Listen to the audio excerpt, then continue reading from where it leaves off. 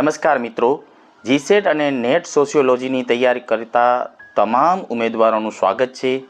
આજે આપણે સમાજશાસ્ત્રના અત્યંત મહત્ત્વના અને વર્તમાન પ્રવાહ આધારિત એક ટોપિકની ચર્ચા કરવા જઈ રહ્યા છીએ, જે છે ડિજિટલ અર્થવ્યવસ્થા અને સમાજ, જે આપ સ્ક્રીન ઉપર જોઈ શકો છો।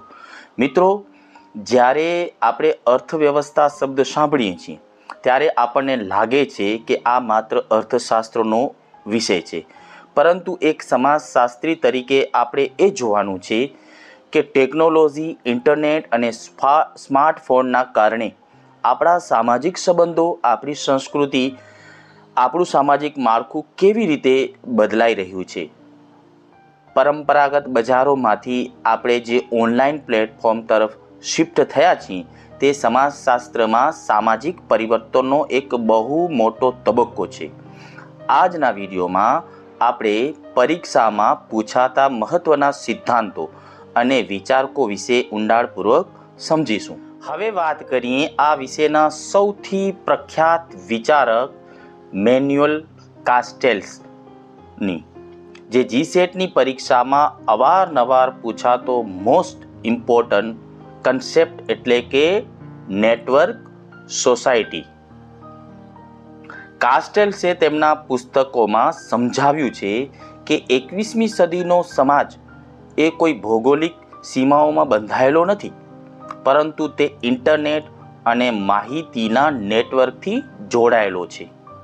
કાસ્ટેલ કહે છે કે જેમ ઔદ્યોગિક ક્રાંતિમાં કોલસો અને સ્ટીલ એ શક્તિનું કેન્દ્ર હતા, તેમ આજના ડિજિટલ યુગમાં માહિતી અને ડેટા એ જ શક્તિનો મુખ્ય સ્ત્રોત છે।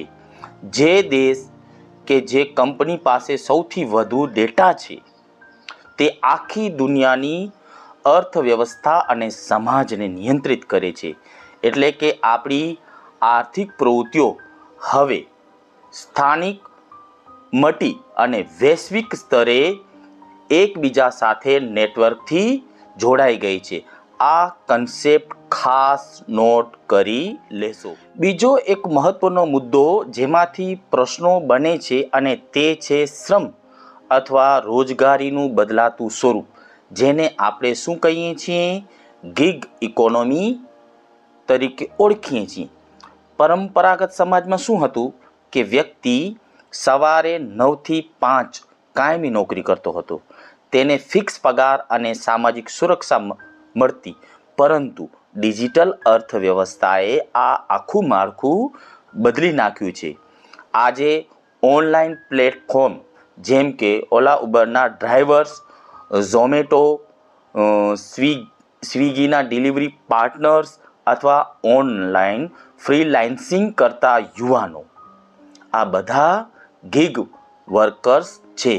તેઓ કંપનીના કાયમી કર્મચારી નથી, પણ કોન્ટ્રાક્ટ આધારિત કામ કરે છે। સમાજશાસ્ત્રીય દૃષ્ટિએ આનાથી માલિક અને મજૂર વચ્ચેના પરંપરાગત સંબંધો જે છે એ તૂટ્યા છે। અહીં કામની આઝાદી તો છે, પણ નોકરીની કોઈ ગેરંટી કે કોઈ સામાજિક સુરક્ષા મળતી નથી, જે શ્રમ બજારમાં એક નવો પડકાર ઊભો કરે છે। આગળ વધીએ અને આ ડિજિટલ અર્થવ્યવસ્થાના સામાજિક પડકારો અને અસરો જોઈએ, જે પરીક્ષામાં વિધાનવાળો પ્રશ્નોમાં પૂછાય છે।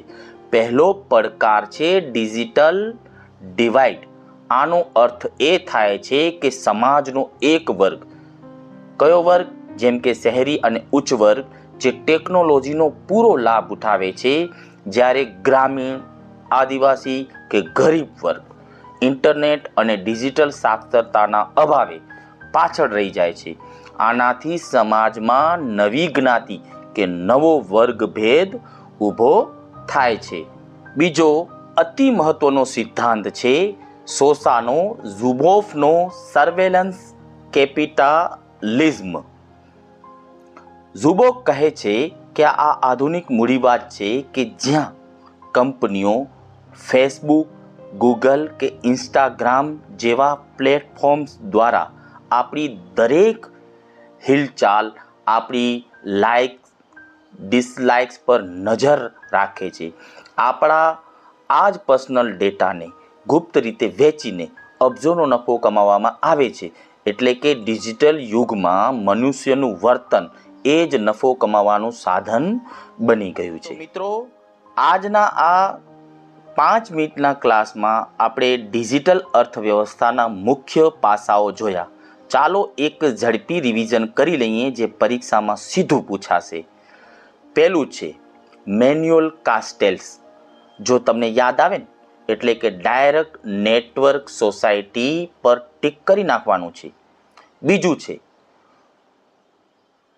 બીજું છે સોસાનો જુબોફનું નામ. એ જો તમને દેખાય એટલે ડાયરેક્ટ સર્વેલન્સ કેપિટાલિઝમ એ લખી જ નાખવાનું છે. અને આજના યુગમાં શ્રમનું નવું સ્વરૂપ એટલે કે ગિગ ઇકોનોમી. તો આ મુદ્દાઓ તમારી આગામી જીસેટ સોશિયોલોજીની પરીક્ષા માટે મોસ્ટ ઇમ્પોર્ટન્ટ છે. આને નોટબુકમાં ચોક્કસ ટપકાવી લેજો. જો તમને આ પ્રકારના કન્ટેન્ટની મદદ મળતી હોય તો આ વિડીયોને ચોક્કસ લાઈક કરજો, તમારા સહપાઠી મિત્રો સાથે શેર કરજો અને જો ચેનલને સબસ્ક્રાઈબ ન કર્યું હોય તો સબસ્ક્રાઈબ કરવાનું ભૂલતા નહીં.